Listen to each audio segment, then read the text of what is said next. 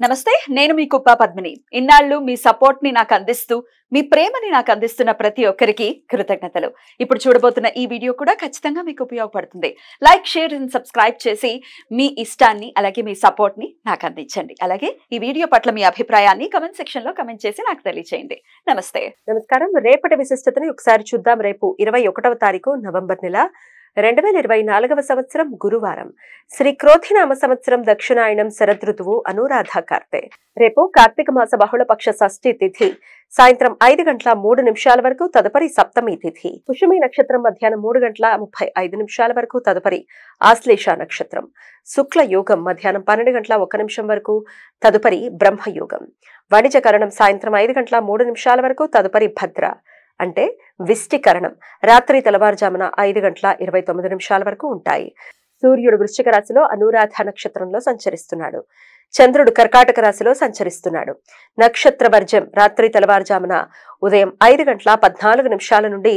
ఎల్లుండి ఉదయం 6:56 వరకు అమృతకాలం ఉదయం 8:59 నుండి 10:38 వరకు హైదరాబాద్ ప్రాంతం వారికి రేపు సూర్యోదయం ఉదయం 6:24 సూర్యాస్తమయం సాయంత్రం 5:40 చంద్రోదయం రాత్రి 10:59 చంద్రాస్తమయం ఉదయం 11:32 అభిజిత్ ముహూర్తం పగలు 11:40 నుండి మధ్యాహ్నం 12:25 వరకు దుర్ముహూర్తం ఉదయం 10:10 నుండి 10:55 వరకు మరలా మధ్యాహ్నం 2:40 నుండి 3:25 వరకు రాహుకాలం మధ్యాహ్నం 1:26 నుండి 2:51 వరకు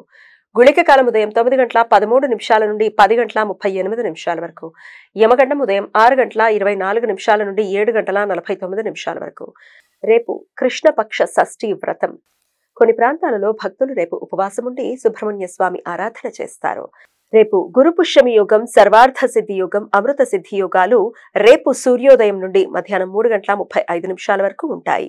గురువారం పుష్యమి నక్షత్ర కలయిక ఉండటం చేత ఈ యోగాలు ఏర్పడతాయి ఈ సమయంలో నూతన వ్యాపార ప్రయత్నాలు చేయడానికి కొత్త పనులు ప్రారంభించడానికి నూతన ఔషధాలు వాడటం మొదలు పెట్టడానికి వైద్యులను సంప్రదించడానికి అత్యంత అనుకూలం గురు పుష్యామృత యోగం ఉన్న కారణంగా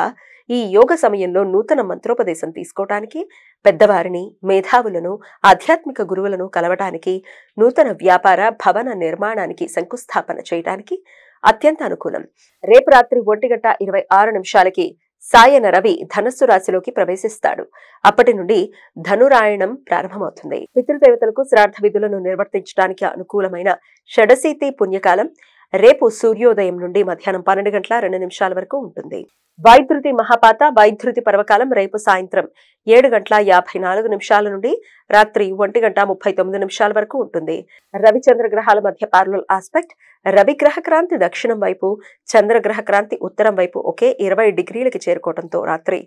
11:46 ఇది ఏర్పడుతుంది ఉపాసన మంత్రాలు జపించడానికి ధ్యానం చేయడానికి నూతన మంత్రోపదేశం తీసుకోవటానికి మహాపాత కాలాలు అత్యంత అనుకూలం ఈ సమయంలో చేసే మంత్ర జపాలు లక్షల సూర్యగ్రహణాల సమయంలో మంత్ర జపం చేసినంత ఫలితాలను ఇస్తాయి ఈ సమయం శుభకార్యాలకు అనుకూలం కాదు ఈ సమాచారాన్ని మనకందించిన వారు మేడికొండూరు విశ్వనాథ్ ప్రసాద్ గారు ఆయనకు కృతజ్ఞతలు తెలియజేస్తూ సుబ్రహ్మణ్యేశ్వర స్వామి స్మరణతో సమస్త సన్మంగళాని భవంతు నమస్కారం